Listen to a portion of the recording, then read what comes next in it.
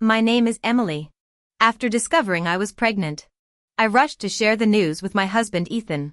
What I overheard froze my blood. Sophia. You don't need to stay celibate for me. I'm married now. Sophia's voice carried through the door. You're my first love. Sophia. I won't touch any woman but you. Ethan responded. I clutched the ultrasound report. My knuckles whitening. If Ethan vowed celibacy for Sophia, why marry me? Who had been sharing my bed those countless nights? The truth crashed over me, the CEO who never slept at home. The darkened hotel suite. The silenced conversations. The summer heat turned glacial as I stumbled into my car. 3 years ago, my fiancé publicly humiliated me with fabricated scandal photos. Ethan appeared like a savior then, claiming he'd secretly loved me despite being my ex's best friend. His tenderness stopped me from jumping off that rooftop during my darkest days. Now Sophia slid into my passenger seat uninvited. Still crying over Ethan's rejection? Her laughter grated like broken glass. Those scandal photos? Our little prank with your ex. Ethan married you to keep you away from my husband. She dropped her final bomb, those hotel nights? Different paid escorts every time. My casual suggestion. Ethan's twisted entertainment. I shredded the ultrasound report as Sophia dramatically tumbled from my car. Ethan materialized instantly, cradling her while maintaining his mask. Darling. What brings you here? Later. In the car's suffocating silence. Ethan's fingers brushed my hair as always. You're my priority, he murmured, gesturing at the shredded paper. My skin crawled remembering how he'd crooned those same words to Sophia earlier. For 3 years, I'd clung to his fabricated warmth. Now my fingers instinctively traced where I'd memorized that distinctive shoulder mole on my nighttime visitor, the detail that exposed everything. If not Ethan, whose child grew inside me? Suddenly, it all felt absurd. Wasn't he exhausted? Going to such lengths to protect his first love's romance. Performing this charade day after day, how could he not be drained? You seemed upset earlier. Maybe you should check on her? I suggested. Though he kept staring at his phone screen. Waiting for her message. No doubt. I'm pregnant. The doctor says no intimacy during the first trimester. I hadn't planned to tell Ethan about the pregnancy before confirming paternity. But it served as a convenient excuse. His reaction, shock without joy. Simmering anger, confirmed my suspicions. If the child were his, the man who adored kids would have shown some warmth. Deciding to provoke him, I pressed. Ethan. This is our first baby. I want everything perfect. Could we hire a prenatal nutritionist? Hotels are too crowded, germs everywhere. Maybe rent a quiet apartment? Annoyance flickered across his face before he resumed his gentle facade. Whatever you need. Darling. Hotels aren't suitable. I'll arrange housing. His phone lit up with Sophia's profile picture. And his smile turned genuine, the first time in 3 years he'd openly messaged her in my presence. Or perhaps I'd simply never cared to look before. Ethan. I'm fine now. Sophia's voice floated through the car speakers. You deserved better today. As my wife. She shouldn't have contradicted you publicly. That limited edition bag you wanted? It'll be delivered tonight. Wouldn't it be lovely to see you every afternoon? Come stay with me. My husband's overseas. And it's so lonely here, of course. My heart plummeted. Back at the hotel. Packing felt surreal. 3 years of marriage. Yet my belongings barely filled a suitcase, just stacks of paintings and a solitary engagement ring. His proclaimed love had always been abstract. Now painfully concrete. Ethan's assistant waited outside with rehearsed courtesy. Mrs. Mitchell. Mr. Mitchell had urgent business. I'll take you to the residence. Silence engulfed the luxury sedan. Compulsively, I opened Ethan's TikTok account, A Wood Drunk. A username I'd memorized after accidental screen mirroring months ago. The realization struck, Sophia split into O and Wood. The account I'd once found empty now followed a single creator, Sophia Revisited. A 5-minute-old video showed Ethan's hand offering a designer bag to an unseen recipient, to my eternal princess. His voice, unmistakable. Bone-deep familiar, accompanied the caption. I snapped the phone shut. The gated community reeked of new money. Ethan waited at the entrance with red roses, my supposed favorite. Though I'd always preferred gardenias. Their cloying scent couldn't mask the lavender plants by the floor-to-ceiling windows, Sophia's signature flower. Whimsical stuffed animals nestled between purple stalks, creating a fairy tale tableau far beyond Ethan's aesthetic. A silvery laugh interrupted my inspection. "Ethan. You're staying here, Tony," Sophia froze mid-sentence, her doe eyes widening. "Why is Emily here?" No correction came from Ethan. "She's carrying my child. She'll stay here during the pregnancy." Sunlight streamed through distorted window panels, a jagged half-meter gap installed for lavender cultivation, compromising both security and architecture. Sophia pouted. "You'll keep my room, right? You know I can't sleep alone during thunderstorms. I've needed you since we were kids." Her childish whine hung in the air as I numbly observed my husband comforting his lover. The roses in my arms, $50 supermarket blooms, paled against her six-figure handbag glowing on my locked phone screen. 3 years of marriage distilled into this moment, a drafty mansion, compromised safety, and 2 souls still playing house from childhood. "It's just a room. Emily isn't petty." Ethan's voice dripped with affection as he reached to tousle Sophia's hair, abruptly withdrawing his hand mid-air. He whirled around to check my position, only resuming the gesture when he saw my back turned. Sophia playfully swatted his hand away. "I'm not a kid anymore." Before she could continue, Ethan covered her mouth. "Your sister-in-law's here. You should leave." She bit his palm, making him flinch. He glanced again at my silhouette by the window before gently tracing her lips with his thumb, as if she'd been the one bitten. I watched their entire interaction through the glass reflection, tears staining my cheeks as Ethan finally maneuvered Sophia out with half-hearted pushes and embraces. Sophia paused to flash me the middle finger on her way out. Ethan guided me upstairs, casually mentioning as we passed the 2nd floor, "That's Sophia's private suite. She values her privacy." The reminder of my outsider status stung. He deposited me in the farthest 3rd-floor bedroom. "This quiet space will be better for the pregnancy. We'll sleep separately for now." I nodded, relieved. My only purpose here was uncovering the truth, particularly the identity of my baby's father. Had Ethan been the donor, I'd have scheduled an abortion weeks ago. This child might be my last chance at family. Though Sophia's cruel suggestion about the donor being some sex worker haunted me. Online medical forms blurred before my eyes as I booked prenatal tests. Later, I slipped into Ethan's bathroom, back pressed against cold tiles as shower steam curled around me. The moment he emerged, I scanned his unmarked right shoulder, no familiar scar. My legs gave out as reality crashed down. "Since when do wives need permission to enter their husband's room?" I rasped, scrambling up without meeting his eyes. Dawn found me limping downstairs, fresh blood seeping through my shirt. Sophia intercepted me at the lavender beds, her calculated fall driving porcelain shards into my back. Ethan came running at the crash, scooping up Sophia without noticing my blood pooling on the tiles. I waited until their car disappeared before prying security cameras from the walls. Emergency room lights burned my eyes as the physician froze, saline bottle shattering at my whispered confession, "I'm pregnant." The doctor's shout echoed off sterile walls. "Pregnant? In this condition?" My blood-soaked sneakers left rust-colored trails as nurses swarmed, their alarmed whispers merging with the heart monitor's steady beep. I nodded calmly. "Doctor, can you help me get tested? I want to check if there's any possibility of STDs." The nurse dropped her scissors with a clang. "I'm worried the baby's father might have an illness that could infect me and the baby," I explained expressionlessly. The nurse stared blankly before picking up her scissors and resuming cleaning. "Why would you suspect the baby's father has an STD?" The doctor's reaction seemed odd, but my physical pain left no room for questioning his attitude. "Because I just found out yesterday that the baby's father isn't my husband. Can you order the tests? If not, I'll go to the general checkup department." The nurse nearly dropped her jaw, forcing an awkward smile when she noticed my gaze. "I won't gossip," she promised weakly.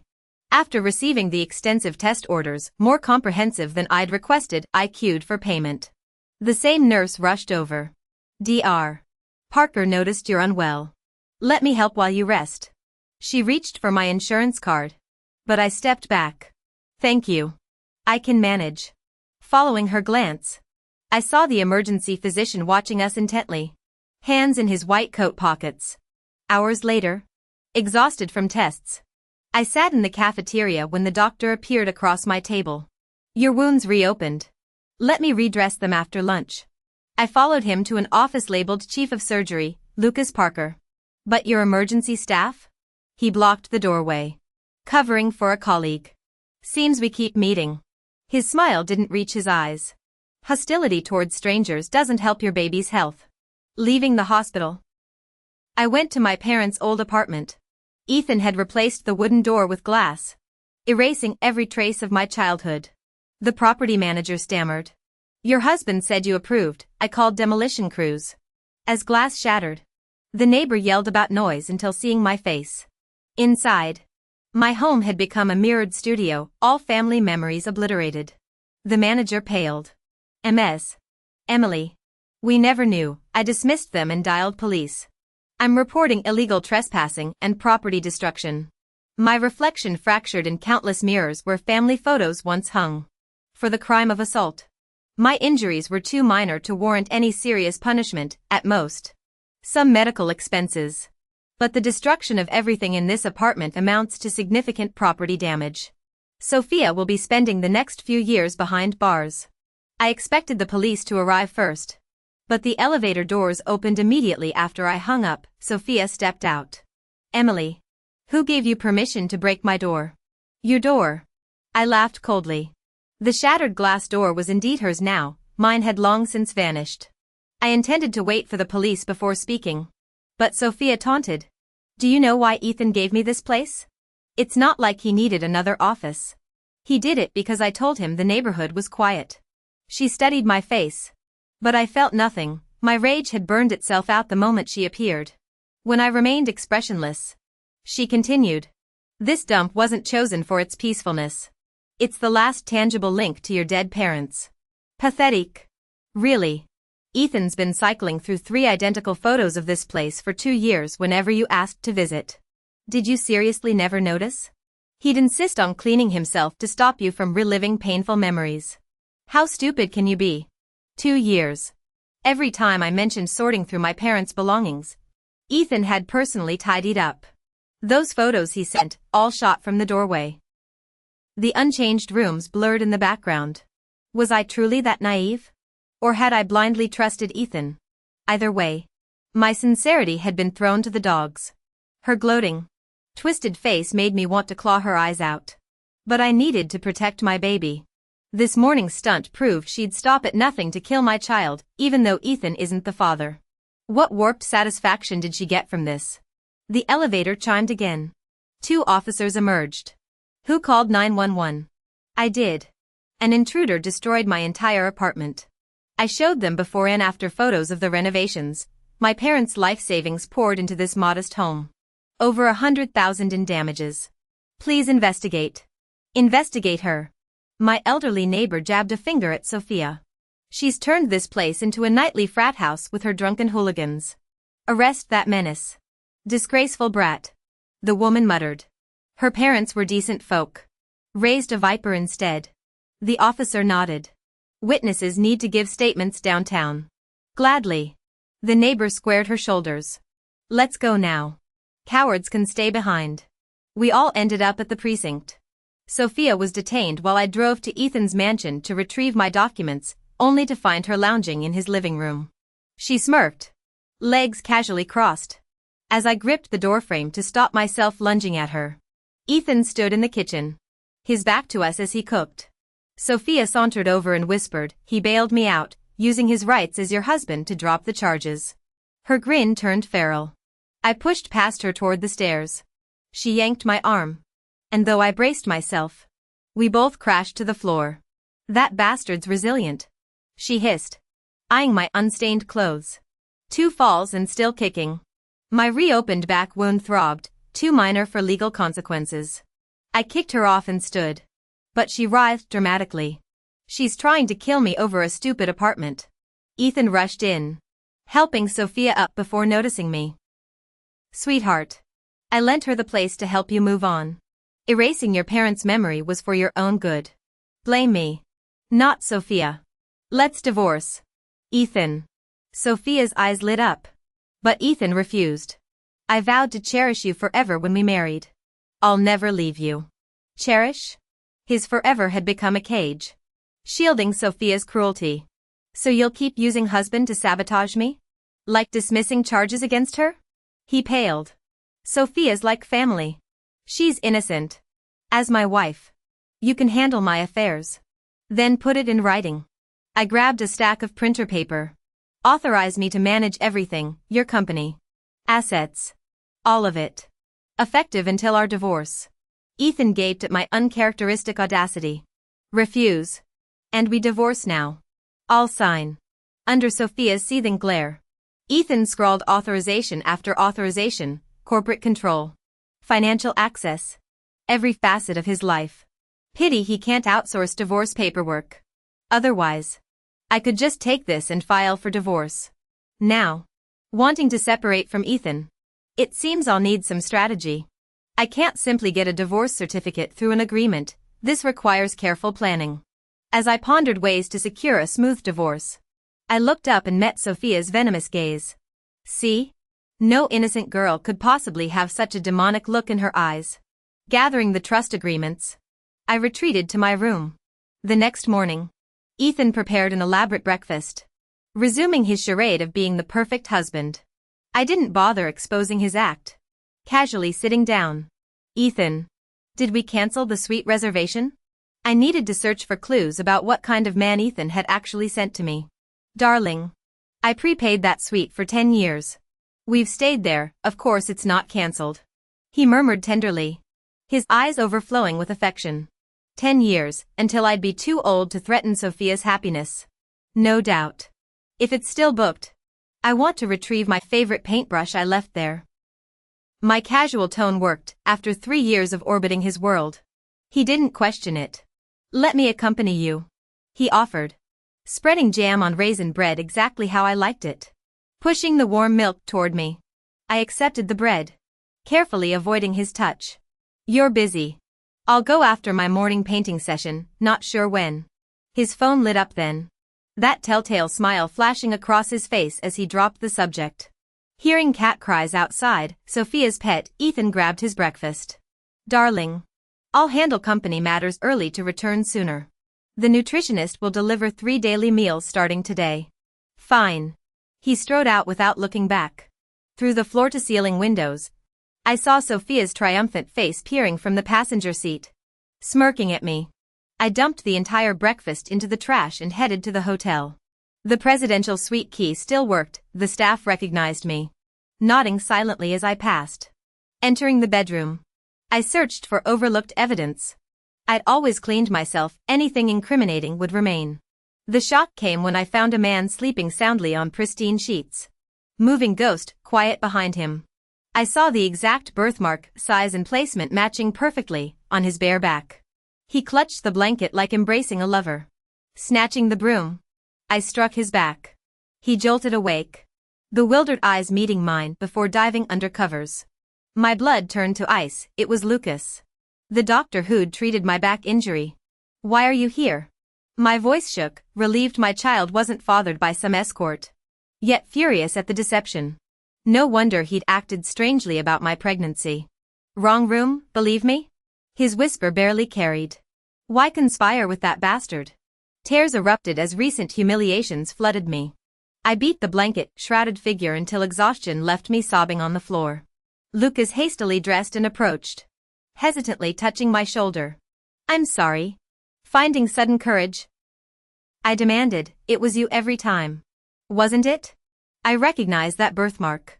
His hand froze mid-pat before resuming comfort. You know? Explain. Now. I gripped his wrist. Sophia's words, escort becoming doctor, makes no sense. You moonlighting? I blurted. His eyes widened. How'd you know about my 2 jobs? So you really are an escort? Doctor's salary not enough? Rage surpassed even discovering Ethan loved Sophia, my child's father being this? I never wanted to explain Daddy worked hard as a doctor and moonlighted as. What? He looked horrified. What escort? What's with ducks? Realization dawned. Truth, would you abort then? None of your business. I'd raise this child alone, my last chance at family love. When I stayed silent, he confessed, my second job's owning this hotel. That night, drugged, my staff said Ethan wanted professional services for his wife. I came needing an antidote, my sweets next door. Hearing this, my heart constricted. Lucas's professional services meant exactly what I feared. Ethan's public devotion masked this degradation. I came impulsively, whether your face or the drug drew me. I couldn't think. Thought it'd be once. Then I saw the bloodstain, guilt consumed me. Words failed me. Compared to some stranger, at least Lucas was decent, not intentionally scheming. I didn't respond. I genuinely didn't know how to reply, by all appearances. I was a pitiful wreck. After a stretch of silence, he continued. Then, out of nowhere, people approached me again, saying Ethan wanted to arrange nightly companionship. Different men each time. I was furious. First, our hotel is reputable and doesn't provide such services. Second, I couldn't reconcile how Ethan, who's publicly known as a devoted husband, could engage in such despicable behavior behind closed doors. I couldn't bear the thought of you being passed around by strangers. So I intervened. Since we lived next door, it was easy for me to come and go discreetly. For 2 years, Lucas had been nothing but gentle and attentive to my needs, never speaking a word. This led me to naively believe Ethan cherished me. What a cruel joke. A complete stranger treated me better than the husband who claimed to love me. After you moved out, I couldn't sleep alone. I'd grown accustomed to your scent, he admitted. I usually left before you woke. Today, I didn't expect you to come back. Hence the oversleeping. Will you keep the baby? His voice brimmed with hope. I scoffed. Won't your wife object? Shouldn't you be pushing for an abortion? He looked genuinely baffled. If I had a wife, would I have time to sleep with you every night? The logic stunned me. Why hadn't I considered that? Anyone with a girlfriend wouldn't vanish nightly. I should go. The atmosphere thickened uncomfortably. As I stood to leave, he gripped my wrist and pulled me into his arms, that same false sense of security enveloping me. Suddenly, I realized, these 3 years of emotional stability, my blind faith in Ethan, all hinged on this counterfeit sanctuary. I shoved him away and fled the hotel. His voice chased me out. I'd been waiting for your divorce to confess everything. Later, I listed my parents' house with a realtor. Sophia arrived at Ethan's office clutching an oversized insulated container. Ethan, it's been too long since we visited your parents. Let's bring them their favorite meals. She revealed dishes meticulously prepared to the Mitchells' tastes. Softened, Ethan postponed his meetings and accompanied her to the cemetery. At the gravesite, they encountered a heated argument near the Mitchell family plot. A wealthy client demanded adjacent burial spots for his parents, insisting other locations would curse his descendants. Cemetery staff pleaded. This amounts to grave robbery. The plot owners aren't desperate for money. Spotting Ethan, the staff brightened. Mr. Mitchell, these gentlemen want your in-laws' plots. Ethan had originally grouped all 4 graves together for convenience. The petitioner seized his hand. You seem reasonable. Sir, our family's future depends on this. Impossible. These are my wife's parents' resting places. Ethan refused. 10 million? The man upped the offer. These plots cost $1 million each originally. Ethan's jaw tightened. Sophia interjected sweetly. Ethan earns 10 million per minute. Our family's future depends on this. Our family astrologer secured these spots, they cost us 50 million. Perhaps your mystic should recalculate? Hearing 10 million a minute. The man's eyes gleamed. 1 billion. Then, our family's fate is unique. We'll gift you the plots, Sophia declared, batting her lashes at Ethan. Emily would want her parents to accumulate good karma. It'll bless her future. The cemetery staff gaped in disbelief. As Ethan wavered, Sophia pressed. We're not leaving them homeless, just relocating to better spots. You wouldn't doom this man's lineage, would you? The client knelt tearfully. Your compassion saves generations. The Mitchells' graves were emptied that afternoon. Emily's parents' ashes were relegated to the cemetery's remotest corner. Returning home, I found Sophia lounging in my living room. She trailed me upstairs, sneering. I'm the true lady of this house, the entire second floor is mine. You're just a cowardly squatter in a guest room. She dragged me to her opulent second-floor suite. Confident my pregnancy made me docile. Now certain of my child's paternity, I resolved to raise this baby into someone even Ethan would admire. Her diamond-encrusted wall glittered with designer handbags. Not mere crystals, actual diamonds. This wall's worth billions. Ethan gifts me every limited edition release. What do you own? Nothing. But it was the bedroom's trophy wall that shattered me, rows of degrading lingerie. Ethan loves variety. Sophia purged, gesturing at the heart-shaped bed. While you played with hired boys, we made love here nightly. The pink satin sheets turned my stomach. This was the pure-hearted woman he'd chosen. Are you done? I wanted to leave, but Sophia clung to me desperately. Why do you keep lingering here like some pathetic creature? This is Ethan and my private sanctuary. He used to have servants attending to his every need. But he transformed this place just for me. Why do you keep forcing your way into our world? Can't you see how unnecessary you are? Whether I'm unnecessary or not. I know your husband, my ex-fiancé, is the real redundancy here. Sophia threw her head back with laughter. They all love me. Alex himself asked Ethan to take care of me. Oh really? I smirked. No man could tolerate being cuckolded. My mocking expression provoked her. And she shoved me onto the bed, pinning me down. You've never tasted Ethan, have you? This very bed, this is where I rode him until he worshipped at my feet. If he worships you so much, why won't he divorce me? If you can convince him to finalize the divorce, I'll vanish from his life forever. Sophia bit her lip, venom dripping from her words. You're just his convenient cover. The only reason he keeps you is because he can't find a bigger fool to replace you. Since you can't make him divorce me, clearly you're not as irresistible as you think. To him, you'll always be his dirty little secret. By the way, I leaned closer. This baby in my belly is Ethan's. He's been lying to you all along. Her face drained of color. With a shriek, she lunged for my stomach. I kicked her away, sending her sprawling across the floor, storming out of the second-floor bedroom. I clutched the damning recording on my phone. Once those divorce papers were signed, I'd send this evidence to Alex, that smug bastard who'd publicly humiliated me, claiming he needed a pure woman like Sophia for the Ford family. Later that night, Sophia's theatrical moans echoed through the mansion. Smirking, I trudged to their unlocked bedroom door with bedhead and sleep-deprived eyes. I know passion's hard to contain, but some of us need sleep. Ethan's startled gaze darted to the open soundproof windows Sophia had forgotten to close. The next morning, I dragged my suitcase downstairs with expertly applied dark circles. Ethan panicked. Last night was a mistake, I thought it was your room. Save it. I snapped photos of their entanglement. Divorce papers. Or these go public. You'll always be my wife. He vowed. Fine. I'll move out until you grow a conscience. I marched toward freedom, only to find black-suited guards blocking every exit. Mr. Mitchell insists you stay, their leader stated, returning past the fuming Sophia on the second floor. I taunted. Does your husband ever come home? Mine used to travel constantly for work. Her glare could have melted steel. Trapped in the gilded cage, I researched legal loopholes until Sophia reappeared with fresh cruelty. Ethan had your parents' graves exhumed. Their plots bear strangers' names now, he didn't even consult you. You're just his pet. And no one likes a disobedient pet. The slap rang out before I could stop myself. We became snarling animals, hair pulling, biting, bleeding, until guards hauled her away.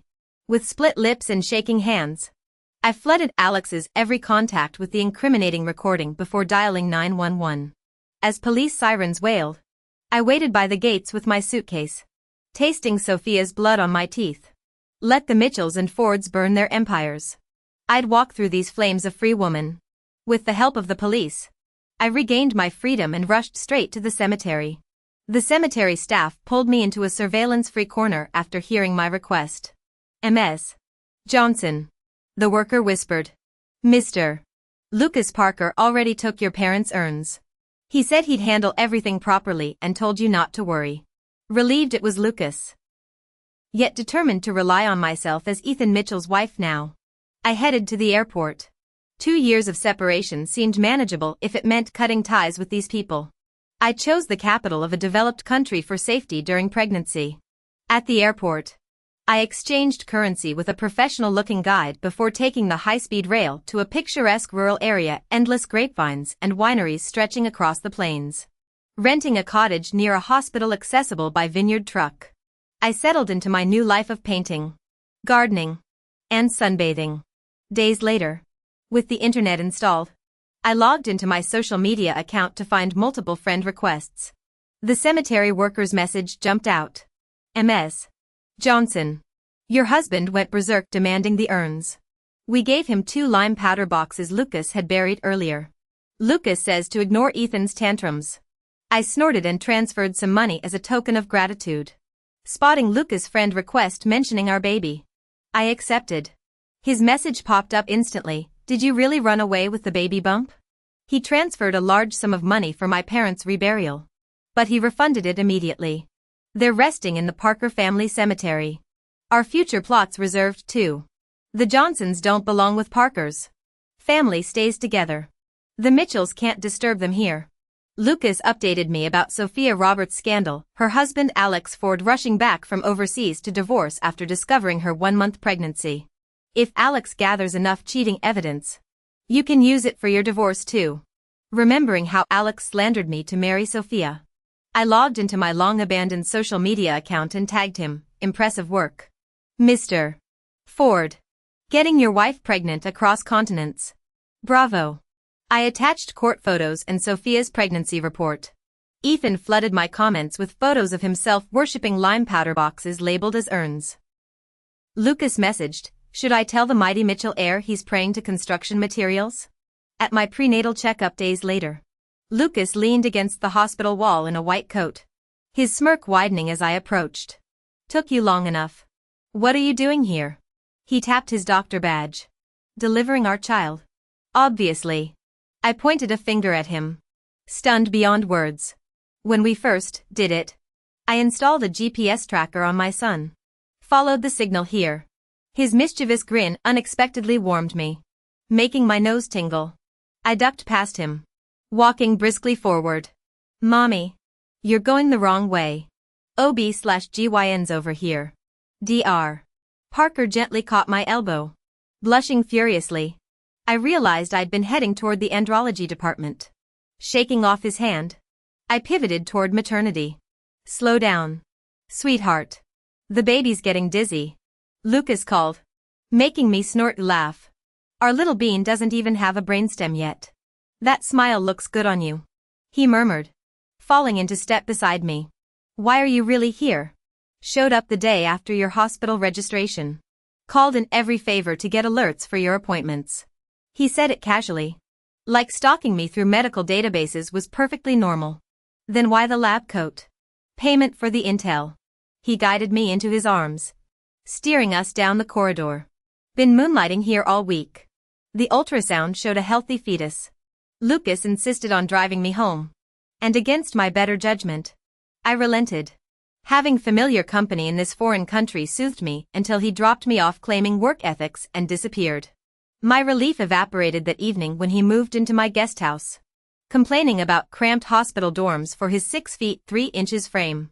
I drew the line at cohabitation, forcing him to rent the adjacent property. The last thing I needed was bigamy charges. Lucas became my persistent shadow, cooking breakfast, brewing homemade wine, and scaling my garden wall when I ignored the doorbell. By my 3rd trimester, I stopped fighting his fatherly hovering. 6 months later, he arrived grim-faced. Sophia refused divorce proceedings, claiming her pregnancy resulted from drunken recklessness. She'd terminated it. And Alex's voice recording evidence was deemed inadmissible. The news didn't surprise me. Without proof of infidelity or bigamy, disentangling from Ethan would take years. My 9-month mark brought a healthy boy. You look happier than the actual father, I blurted as Lucas cradled the newborn. His grin widened. Got my whole world right here. 5 years later, I returned to New York City holding my 4-year-old's hand, Lucas at my shoulder. The Mitchell Group CEO arrived faster than expected, clutching wilted flowers. At 30, Ethan looked decades older, paunchy, disheveled, reeking of midlife crisis. Mommy, why's this old man calling you wife? My son peered from behind me. My daddy's way handsomer. Ethan's bouquet hit the pavement. What is this? Your hotel delivery special. I smirked. Took extra years to ensure he wouldn't mistake you for family. The custody battle commenced immediately. I've maintained your family altar. Ethan blustered. Check what's actually in those urns. I replied, slamming the door. Lucas arrived as promised. Finding his rival still spluttering on the porch. Still playing devoted ex. Mitchell? Bet your ancestors love being worshipped through bagged concrete dust. Our son barreled past me, launching himself into Lucas' arms with a gleeful shout of Daddy. Daddy. This ugly old man said I'm his father. How scary. My daddy is so handsome and young, how could he look anything like this old, fat, and disgusting creature? Ethan trembled uncontrollably, pointing at me and accusing. Emily. When did you betray me? How could you do this? I treated you so well. I gave you my entire life. Promised to care for you forever. Yet you chose someone else. Lucas, ever the opportunist, had already taken our son to the game room before returning to twist the knife. Mr. Mitchell, let's not spread lies. Didn't you send Emily to me? I still have the hotel surveillance footage proving it was your staff who arranged her service. Lucky for me, I ended up with her first night and our first child. Ethan's lips quivered, blood trickling from his mouth. Legally, I'm the father. You'll never claim my son. As for Emily, she stopped loving you years ago. Save yourself the humiliation. When Ethan glared at me, I played the recording of Sophia mocking me, including his vows to protect her happiness and their bedroom escapades. Now that your precious, pure little first love is divorced, Mr. Mitchell, here's your chance to marry her and play hero forever. Don't blow it, or I'll doubt you're even a real man. Ethan finally cracked. Wife. I was wrong.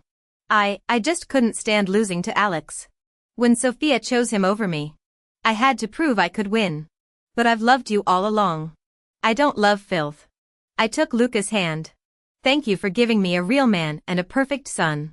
Now I understand why you fought so hard to protect Sophia's happiness. I have my own treasures to guard. Lucas pulled me into his arms, kissing me despite my sharp pinch to his back, our first physical contact in 5 years. He didn't let go, even when Ethan collapsed with a thud. After regaining consciousness, Ethan still refused to divorce, claiming we had no irreconcilable differences and citing his fake devotion to my parents. I sued immediately. My overseas lawyer had already filed once, combined with separation evidence. My proof of his secret love child with Sophia, though she'd miscarried, and his ghastly stunt of moving my parents' graves without consent.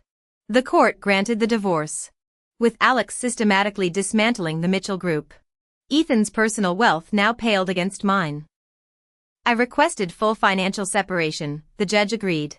A year after returning home, I married Lucas. At our wedding, he revealed his family had absorbed both the Ford and Mitchell empires. You're their queen now.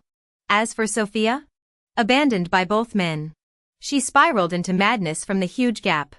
During our vows, Ethan and Alex publicly confessed to framing my reputation years earlier. I cried then, real tears. Not the stubborn silence I'd maintained during the original scandal.